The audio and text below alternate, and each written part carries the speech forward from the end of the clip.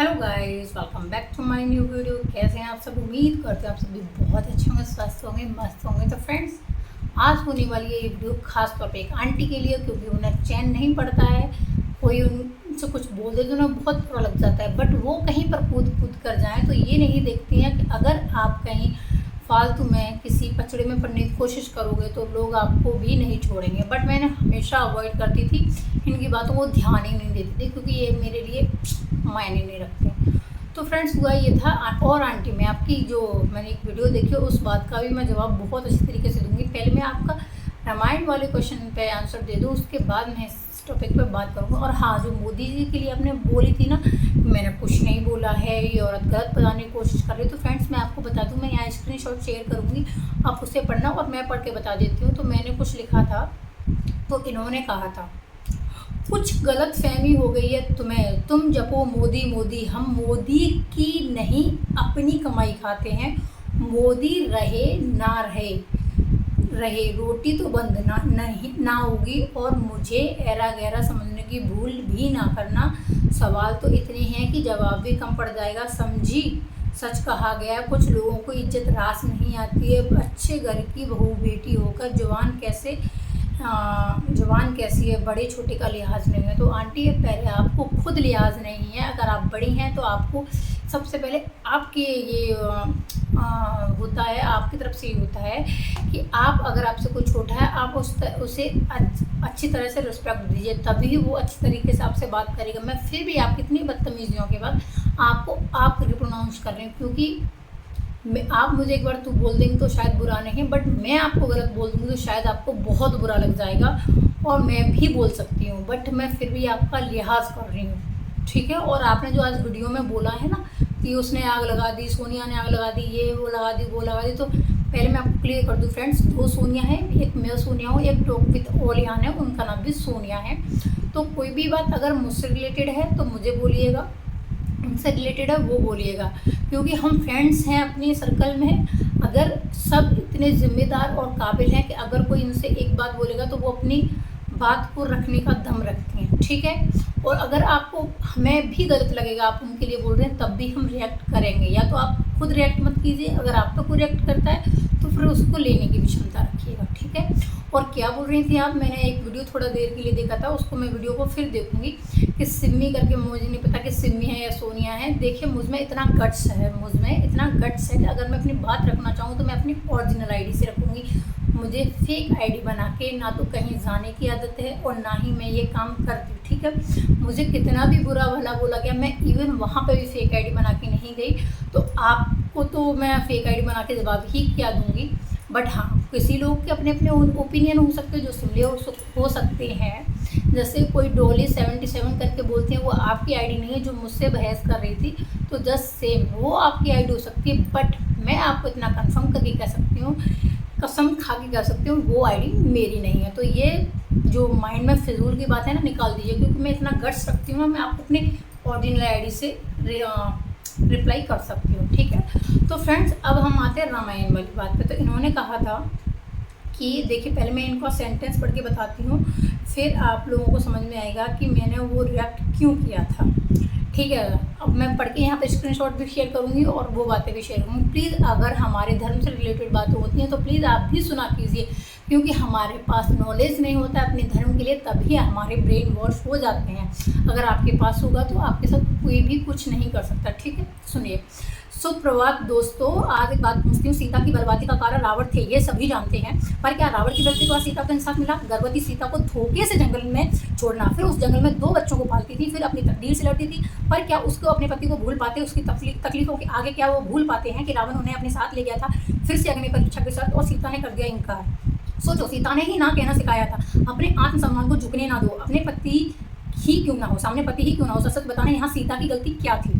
क्या रावण और राम दोनों ने ही अन्याय नहीं किया था सीता के साथ? सुनिएगा, प्लीज़ सोच समझकर मुझे जवाब देना सभी लोग, क्योंकि ये प्रश्न बचपन से मेरे मन में है। ये मानकर जवाब देना कि ये मन में है, ये मानकर जवाब देना कि ये सारे लोग साधारण मनुष्य थे। अब ये सोचिए कि ये आंटी इतनी बड़ी हो गई, इतना उम्र हो चुका है, 45 के समथिंग इनका एज होगा कम से कम, ठीक है। अब ये पूछने, इनके माइंड में ये बचपन से क्वेश्चन था, यानी इतनी बड़ी हुई ना किसी ने रामायण के बारे में कुछ नहीं बताया।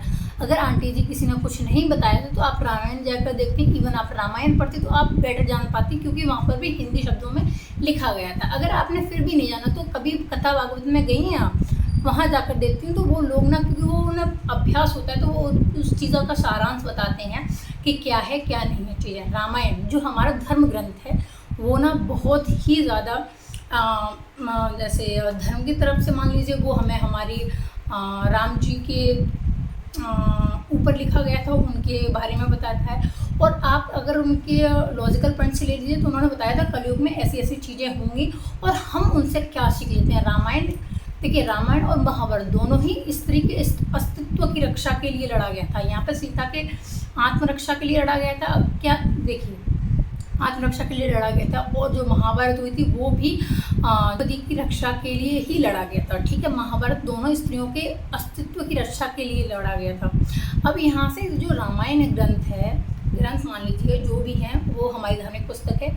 वो हमें इतनी चीज़ें, अगर हम उनसे ग्रहण करना चाहें अपनी लाइफ में तो बहुत सारी अच्छी चीज़ें ग्रहण कर सकते हैं। और उस जो हमारी पुस्तक है, जो हमारा धार्मिक ग्रंथ है, उसका यही एक मोटिव भी है कि आप अपनी लाइफ में ऐसी ऐसी चीज़ें कीजिए, ऐसी ऐसी चीज़ें आपकी लाइफ में हो सकती हैं। अब आप बहुत सारे लोगों को पता होगा कि राजा दशरथ थे, उनके भी और उनके पिताजी थे, उनके पिताजी वो भी देव थे। ठीक है, बट राम जी का ही क्यों यहाँ पर रामायण लिखी, राम जी के ऊपर ही क्यों रामायण लिखी गई थी? क्योंकि बहुत सारे लोगों को नहीं पता होगा, क्योंकि बहुत सारी चीज़ें एज अ चेन चलती हैं। जैसे मैं आपको एक एग्जांपल के तौर पर बता दूं कि जब लक्ष्मी माता और विष्णु भगवान अपने वहाँ पर बैठे हुए थे अपने लोक में, तो वहाँ पे नारद मुनि आते हैं और उनसे कहते हैं कि विवाह सम्मेलन चल रहा था, तो उन्होंने कहा कि स्वयंवर चल रहा है, मुझे भी उस स्वयंवर में जाना है। तो उन्होंने कहा अच्छा। तो उन्होंने कहा मुझे भगवान विष्णु से बोला कि मुझे एक ऐसा रूप सुंदर दीजिए जिससे मैं भी विवाह कर सकूँ। तो वहाँ विष्णु भगवान ने उनके साथ मजाक किया था और उन्हें एक बंदर का रूप या नॉर्मल जो अच्छा रूप नहीं था वो उन्हें रूप दे दिया था उन्हें। ठीक है, तो जब उन्होंने माता लक्ष्मी को पूछा कि मैं कैसा लग रहा हूँ माते, तो वो हंस गई थी उस टाइम और उन्होंने कहा पहले आईना देख लीजिए नारद जी, उसके बाद जाइएगा। तब उन्होंने आईना देखा था तो उसमें उन्हें अपनी शक्ल जो बहुत ही गंदी लगी थी। तब उस बात से रुष्ट होकर नारद जी ने उन्हें श्राप दिया था कि आप जब धरती लोक पर जाओगे, आप जब अवतार लोगे तो आपको पत्नी वियोग सहन करना पड़ेगा। तो ये एक श्राप वहाँ से भी है जब राम और सीता को पति वियोग हुआ था। ठीक है, तो आप समझे होंगे, बहुत सारे लोगों को ये चीज़ें पता नहीं होगी क्योंकि आप मेरी नॉलेज का नहीं ज्ञान लगा सकती हैं, पर मैं यहाँ पर केवल आपके पॉइंट का ही रिप्लाई दूंगी, इसलिए सुनते जाइएगा। दूसरा क्वेश्चन आता है कि गर्भवती सीता को धोखे से जंगल में छोड़ा गया था। तो आंटी जी, माता सीता को जंगल में धोखे से नहीं छोड़ा गया था। और हाँ, मैं यहाँ पर क्लियर कर दूँ कि भगवान विष्णु और माता लक्ष्मी का रूप अवतार थे भगवान राम और माता सीता। ठीक है, ये बोल रही थी भगवान राम ही नहीं है, वो साधारण मनुष्य थे। ठीक है, उसकी चीज़ भी मैं आगे आपको समझा दूँगी। तो उन्हें धोखे से नहीं छोड़ा गया था, वो अपनी स्वेच्छा से गई थी, क्योंकि रामायण में ये चीज़ बताई जाती है कि राजधर्म होता है, जो राजगद्दी पर बैठता है उसका सर्वोपरि धर्म होता है कि वो राजगद्दी पर बैठ के सबसे पहले जनता के हित के लिए सोचे, बाद में अपनी फैमिली के लिए सोचे। क्योंकि जब राम जी भी वनवास गए थे तो उनके पिताजी के देहांत के बाद उन्हें भरत जी लेने गए थे, पर वो वापस नहीं आए क्योंकि उनका राजधर्म था। उन्होंने अपने पिता को, ये अपनी माता को जो थे वरदान, वो वादा किया था कि मैं वनवास के लिए जा रहा हूँ। जब उनके पिता ने उनसे कहा था तो वो वनवास के लिए चले गए थे, तो उनका वो राजधर्म था, इसलिए वो वापस नहीं आए, नहीं तो वो वापस भी आ सकते थे। आया समझ में? और भी बातें मैं आपको डीपली बता सकती हूँ, पर वीडियो बहुत लंबी हो जाएगी, इसलिए मैं आपको पॉइंट टू पॉइंट बात बता सकती हूँ। तो यहाँ पर सीता माता को मतलब धोखे से नहीं छोड़ा गया था। यहाँ माता सीता को माता अपनी स्वेच्छा से गई थी, क्योंकि यहाँ पर वो राम जी को अन्याय नहीं करने दे सकते थे, क्योंकि राम जी खुद नहीं चाहते थे कि सीता माता वहाँ जंगलों में जाएं इस टाइम। पर उन्होंने कहा कि मेरे पति का राजधर्म पर लोग उंगलियां उठाएंगे, इसलिए उन्होंने स्वेच्छा से जंगल में जाने का निश्चय किया। उन्हें किसी ने भेजा नहीं, तो उन्होंने खुद स्वेच्छा से गई थी। ठीक है, और फिर उन्होंने बोला, फिर उस जंगल में 2 बच्चों को पालती हैं। ठीक है, तो मैं आपको बता दूं, आपको नहीं पता होगा, तो जब माता सीता गर्भवती थी तब वो जंगल में गई थी, तो केवल उनके एक ही पुत्र था जिसका नाम लव था। कुश का जन्म एक कुश के पात्र यानी पत्ते से हुआ था। अगर आपको नहीं पता हो तो देख लीजिए जाके, आपको पता चल जाएगा। कुश का जन्म एक पत्ते से हुआ था, इसकी भी स्टोरी है। अब मैं क्या क्या बताऊँ यहाँ आपको वीडियो में, उसकी भी स्टोरी अगर ना हो तो आप रामायण में जाकर देख लीजिए। क्योंकि मैंने बोला ना, अगर आप रामायण पढ़ती तो आपको बेटर पता होता, तो आपको आप क्वेश्चन यहाँ पुटअप नहीं करती कि चीज़ें कैसी थी क्या थी, ठीक है। फिर उन्होंने बोला कि वो अपनी तकदीर से लड़ती रही थी। तो ये चीज़ें वो पहले ही से सेट होकर आई थी कि उन्हें ये वियोग करना है। और उन्होंने कहा कि जब इंसान धरती पर जन्म लेगा तो उसे बहुत सारे दुखों की भी अनुभूति करनी पड़ेगी इस धरती पर। इवन जब जो भगवान हैं, भगवान स्वयं त्रिलोक के स्वामी हैं, उन्होंने भी, अगर मान लीजिए भगवान क्या नहीं कर सकते, सब कर सकते हैं ना, बट उन्होंने उस चीज़ का गलत मिसयूज़ नहीं बताया। उन्होंने कहा कि अगर नारद ने उन्हें श्राप दिया तो वो भी उन्हें भुगतना पड़ेगा, क्योंकि वो उनके कर्म थे। तो यहाँ पर एक चीज़ मैंने निकल कर, अगर आप जैसा कर्म करोगे उसका भुगतान आपको डेफिनेटली करना पड़ेगा, ठीक है, आया समझ में। फिर आप बोलती हैं सीता ने अग्नि परीक्षा की शर्त इनकार कर दी थी। तो पहले मैं आपको बता दूं, माता सीता ने अग्नि परीक्षा दी थी, वहीं दी थी, ठीक है। फिर उन्होंने अग्नि परीक्षा जब वहाँ पर दोबारा मांगी थी अयोध्या में, तो उन्होंने इस चीज़ से इनकार कर दिया था कि अगर एक औरत सही है तो उसे अपने स्वाभिमान के भी लिए लड़ना चाहिए। पर वो माता सीता से भगवान राम नहीं बोल सकते थे कि आप अग्नि परीक्षा दो, क्योंकि वो खुद देव हैं और उन्हें वो खुद माता जो माता हैं वो खुद जानते थे, एक दूसरे को अच्छी तरीके से जानते थे। बट कहते हैं ना, जब इंसान का जन्म लिया है तो उन्हें ये चीज़ें भुगतान भी करना पड़ेंगी, क्योंकि माता सीता धरती पुत्री थी, उन्होंने धरती के गर्भ से ही जन्म लिया था। तो जो इंसान जहाँ से जन्म लेता है वो वहीं जाके विलुप्त होता है। तो उनको एक ये भी था कि उन्होंने धरती से ही जन्म लिया था और वो धरती में ही जाके उनका विलीन होना था। तो ये चीज़ें भी थी, ठीक है। और आगे मैं बताती हूँ उनकी वीडियो। तो इन्होंने पूछा रावण और राम ने दोनों ने ही अन्याय नहीं किया था। तो देखिए, ना तो रावण ने अन्याय किया था, रावण एक बहुत ही महाज्ञानी पुरुष था। बेशक वो दैत्य समाज में उसने जन्म लिया था, बट वो बहुत ज़्यादा ज्ञानी था। उसको पता था कि मेरे जो इतने सारे पाप हैं वो कैसे नष्ट होंगे। तो उन्होंने श्री राम को जरिए बनाया, क्योंकि भगवान ने उस समय धरती पर जन्म लिया था, तो वो भी चाहता था कि उसका जो कुल है वो भगवान राम के द्वारा वो मोक्ष को प्राप्ति कर ले। इसीलिए तो रावण को कोई भी नहीं मार सकता था, क्योंकि वो यम लोग को भी अपनी पार्टी से बांधकर सोता था। तो यम कोई भी नहीं मार सकता। जब मेघनाथ का जन्म हुआ था तो आपको पता होगा, रावण ने अपने नक्षत्र के अनुसार अपने बेटे मेघनाथ का जन्म किया था, ठीक है। तो आप रावण को तो कोई मार ही नहीं सकता था, पर रावण ने सिर्फ ये सब काम किया क्योंकि वो भी मोक्ष की प्राप्ति चाहता था। अब यहाँ पे अब रावण के लिए बोलते हैं कि रावण ये वो रावण, जैसे आपने भी बोला था कि रावण हाँ वो माता सीता का हरण करके लेके गया था, पर वो अपनी एक लिमिट में रहा, क्योंकि वो यहाँ ये संदेश देना चाहता। रामायण हमारी हर एक चीज़ पर संदेश देती है। उन्होंने ये संदेश दिया था कि अगर आप एक स्त्री का भी हरण करते हैं, अगर वो स्त्री की ना है तो आप उसको हाथ नहीं लगा सकते, क्योंकि माता हाथ भी नहीं लगा सकते हैं। और मैं आपको यहाँ बता दूँ, रावण उन्हें हाथ भी नहीं लगा सकता था। अगर सीता माता उन्हें क्षण भर भी देख लेती तो रावण जो दशानन बोलते हैं जैसे, उसको भी अपनी आंखों से भस्म करने की क्षमता रखती थी, ठीक है। अब आपने रामायण पढ़ी नहीं तो मैं आपको क्या क्या समझाऊं, इतना तो समझ में आ रहा है ना। वो यहाँ पर सिर्फ ये बताया था कि एक औरत अगर किसी पराये पुरुष के घर में भी रह के आती है, माता सीता जो रह के फिर भी वो पवित्र हो सकती है। तो यहाँ पर जो माता सीता का वन जो वहाँ पर अपहरण हुआ था, तो इससे इस चीज़ का अंदाज़ा लगाया जा सकता है कि एक स्त्री किसी दूसरे घर में भी रहकर आती है तो ज़रूरी नहीं है कि वो चरित्रहीन हो। समझ में आया आपको आंटी जी? इसलिए मैं कहती हूँ, आप मुझे आपकी इन बातों से ही मुझे पता चल गया कि आपको कितना ज्ञान है, कितना ज्ञान नहीं है। फिर फ्रेंड्स, इनकी अगली बातों पर आते हैं। जैसे इन्हें किसी ने जवाब दिया था कि मैंने एक गुरुजी के सत्संग में सुना था कि इनका उत्तर उन्होंने कहा था कि अन्याय नहीं था, भला कभी ईश्वर के साथ भी अन्याय हो सकता है, किसी इंसान ने बोला है। इसने रामायण गीता हमारे ग्रंथ हैं जिन्होंने हमारी संस्कृति बनी हुई है, जिनसे हमारी संस्कृति बनी हुई है। ये समाज की स्थापना थी। यदि कोई स्त्री घर से बाहर किसी पुरुष के साथ रहकर आती तो समाज उसे स्वीकारेगा नहीं। ये समाज में कुछ संस्कृति, संस्कार, नियम, कायदे स्थापित करने के लिए रामायण हमारी संस्कृति का प्रतीक है। भारत हमेशा से पुरुष प्रधान देश रहा है। तो इन आंटी का रिप्लाई सुनिएगा। रामायण में रावण को बुरा दिखाते हुए भी उसे मर्यादित दिखाया गया था। वो यह सीता को ले जाने के बाद भी उनसे सीता को छुआ तक नहीं, और उसने सीता से सिर्फ उसकी बात मानने के लिए ही जिद करता रहा। जब ये बात रामायण में लिखी गई है, सबको पता है, तो राम को कैसे पता नहीं था, फिर अग्नि परीक्षा क्यों? अब सोचिए इन आंटी को मैं क्या जवाब दूँ। अगर आप रामायण पढ़ती तो आपको सारा, जो वो भगवान हैं उनको श्राप मिला हुआ था कि उन्हें ये चीज़ें करनी है और समाज को एक संदेश देना है। मान लीजिए आप अपने मुंह से कितना भी संदेश दीजिए, लोग उस चीज़ को एक्सेप्ट नहीं करते, क्योंकि भगवान को भी पता था एक टाइम में कलयुग आने वाला है।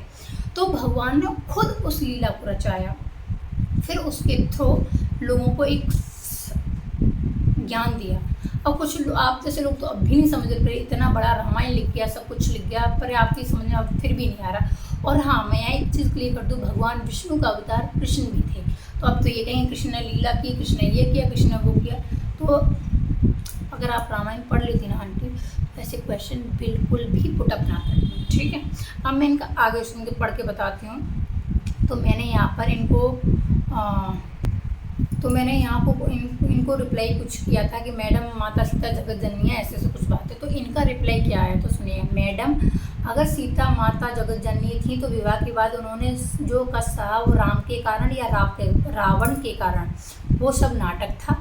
फिर रावण को क्यों मारा गया, बाली को क्यों मारा गया, रावण के पूरे परिवार को क्यों मारा गया, रावण ने सीता के हरने के अलावा किसी के साथ दुराचार या अत्याचार किया हो तो बताइए।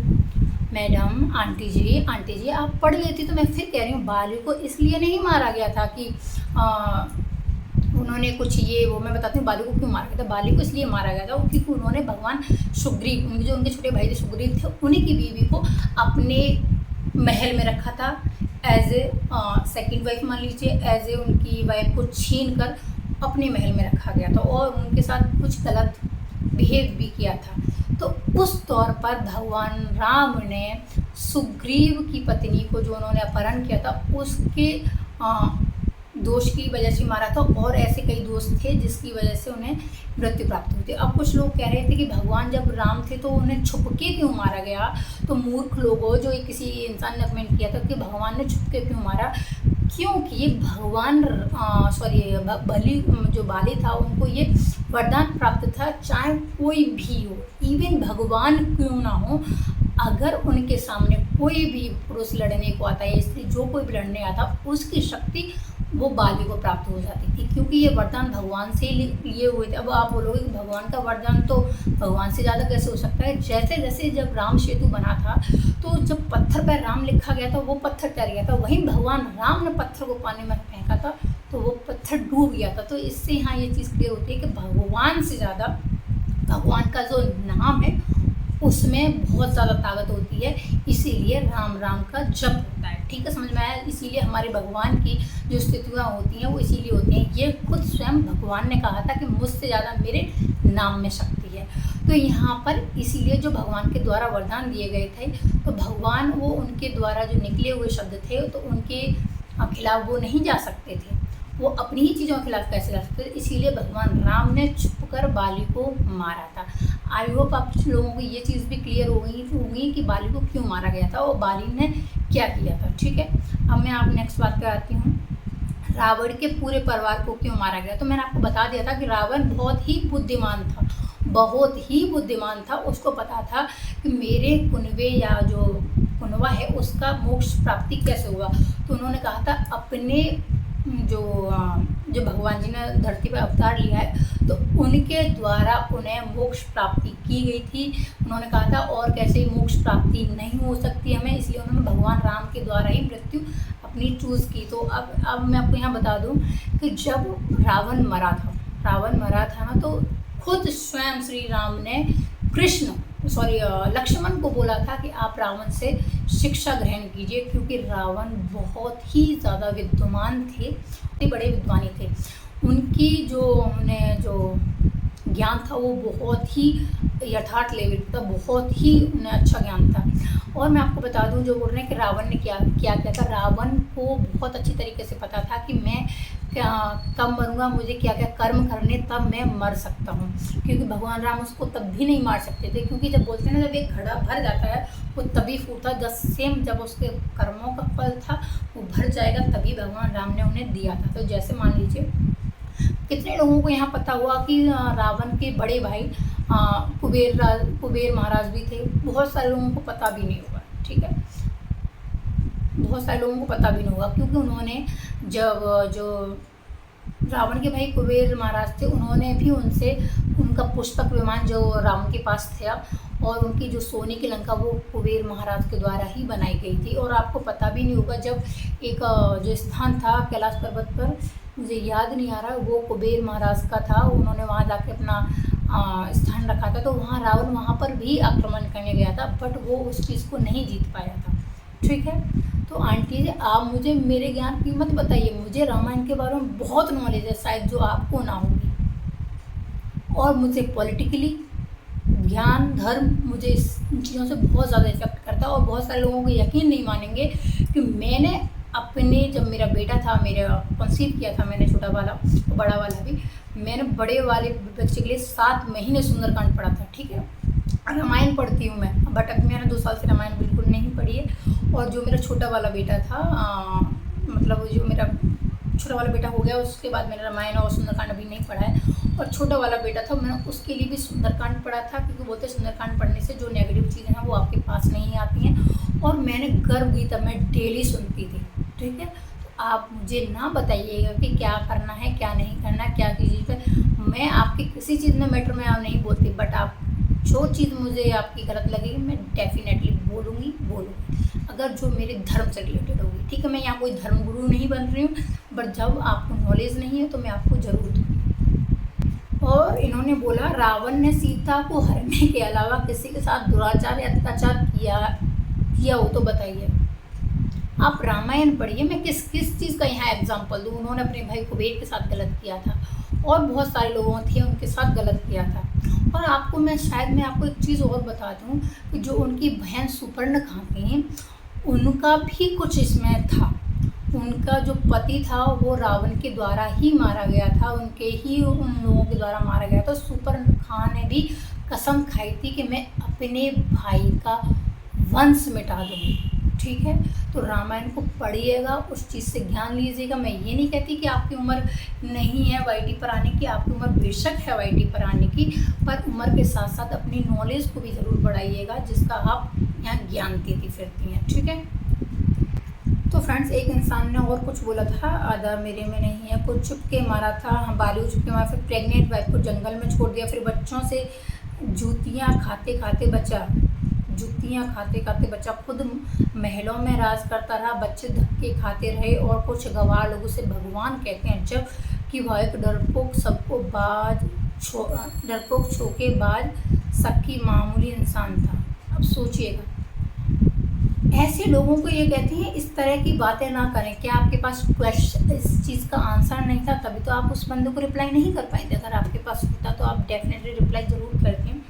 अब ये कुछ लोग ऐसे हैं, हमारे भगवान को इतना आगे गलत बोल जाते हैं, तो रियल में बहुत ज़्यादा हर्ट होता है, क्योंकि जब लोगों को अपने धर्म के लिए चीज़ें नहीं पता होती तो वो लोग कुछ ऐसा ही करते हैं कि उन्हें पता कुछ नहीं होता है और भौंकने पहले चले जाते हैं।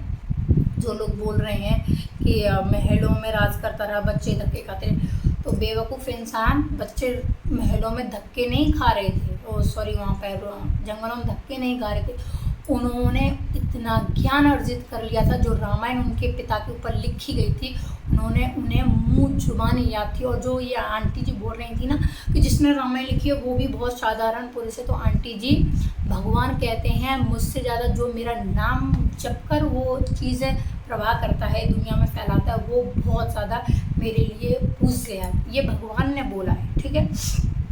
तो वाल्मीकि जी का आप समझते होंगे वाल्मीकि कौन थे। वाल्मीकि जी को आप सोचिए, हमारी रामायण किस इंसान ने कि वाल्मीकि जी, जो कि समझते हैं ना, मैं यहाँ बोलूँगी तो उस पर भी इशू चढ़ा देंगे। तो हमारी यहाँ रामायण इस चीज़ को आपको बताती है कि हमारे इंडिया में हमारे जो रामायण लिखी गई है वो सबके बराबर हक और सम्मान देती है, सब चीज़ें लिखती है। और वाल्मीकि जी एक नॉर्मल इंसान बता रही है, भगवान को एक नॉर्मल इंसान बता रही है। आंटी जी, आप धन्य हैं, कहाँ से आप इतनी बड़ी हो गई और आपके मन में ये बचपन से प्रश्न बने रहे। तो आई होप आप लोगों को मेरी बातों का जवाब मिल गए हो, और आपकी जो नेक्स्ट वीडियो उसका मैं रिप्लाई ज़रूर करूँगी टाइम मिलने पर, ठीक है। जैसे ही मुझे मिलता है मैं ज़रूर करती हूँ। मिलते हैं आपसे नेक्स्ट वीडियो में, तब तक के लिए बाय बाय। और जिस इंसान को भी कुछ क्वेश्चन हो तो वो ज़रूर मेरे से बोल सकता है।